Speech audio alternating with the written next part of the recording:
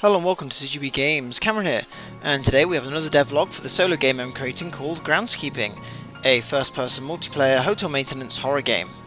First things first today, it's time we work on some of the front-end art, and more specifically the splash screen.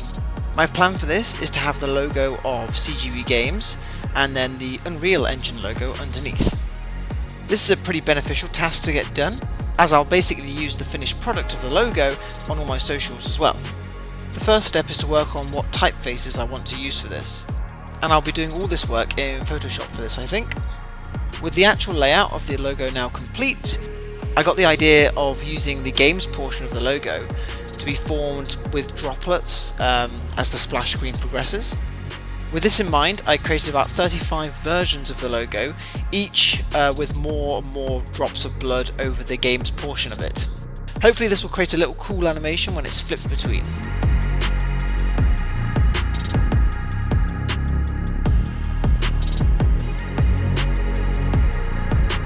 With all my 35 PNGs ready to go, I brought them all into Unreal Engine and began to create the animation in the splash screen widget. Overall, I got the animation to about 7 seconds, which I feel is sort of fine for a splash screen, might be a bit on the long side. Obviously I gave the user the option to skip it as well, as I didn't want to force them to watch it every single time they load up the game. One thing that will really help sell this is the sound of the blood drops.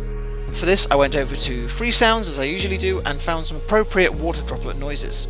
I ended up with a few generic drop sounds and then a larger splash or splat sound for the end of the animation. As usual, all the sounds were edited in Premiere Pro and then brought straight into Unreal. I created a single sound cue for this and then used the random node in it so that the same blood sounds would not play all the time. Like an idiot, I originally used delay nodes in between the sounds playing in the event graph, and this meant I was obviously running into sync issues. In the end I created events in the timeline of the animation that played the sounds instead, and this ended up solving the sync issues because if the splash screen lagged, the events would also lag, so it all synced up. Now that the splash screen is in a more finalised state, I can begin work on some environment art. More specifically, we'll be creating the entrance gate that will be used to block off the road at night. Firstly, I will begin work on the post that the gate attaches itself to.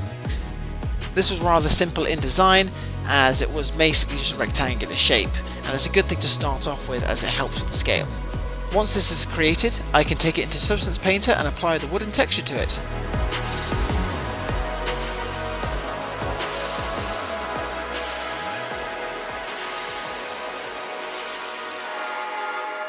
With the wood done and a hint of moss added to it, we can leave this for now and use its scale to help with the creation of the rest of the gate. The gate model was a little more complicated than this previous one, as it had both wooden parts and metallic. The mechanism of its swinging, open and close, had to be believably implemented into the design as well.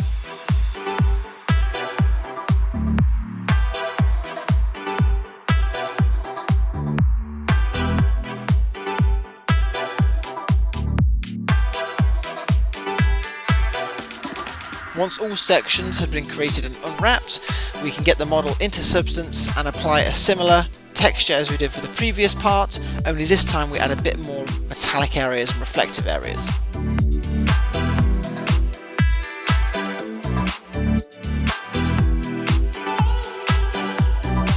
I decided to place the gate at a 45-degree angle from the post, as I felt this would make it a little bit more intriguing to look at. Now that we've had a bit of fun with some art, it's time to punish myself by adding a few more options to the game. This time I want to give the player the ability to turn some portions of the ray tracing on and off. Specifically, ray tracing shadows and reflections. This will be a simple on-off option in the video section of the options menu. With all the blueprints created and tested, we can move back to the art and begin to create more of the ground for the intro area. As with all the ground thus far, we will export the existing area into Blender, and using the snapping tool we will make sure that this new piece of ground fits perfectly. Once the outline was snapped into place, I filled the holes and smoothed it out to make it look like real ground. Then I added the existing material we already had, and it was finished as a base. Now I want to populate it with grass I used before, as well as some trees and larger foliage I have downloaded. These trees are from Megascans, and I have to say they look really good. I'm a little worried about performance now, as it's running a little bit slower with everything I add. I added a fair amount to this part, as I wanted this little section to be quite dense when it came to foliage. I planned for these sections to be a bit few and far between, and a lot more space to be more open plan when it came to trees. Well, with all those planted, I'm happy to leave this here for now. Thank you all for watching. If you want to follow the progress of this game, then please consider subscribing. If you also want to support me further, you can get my previous game on Steam now, called Escape from Violet Institute.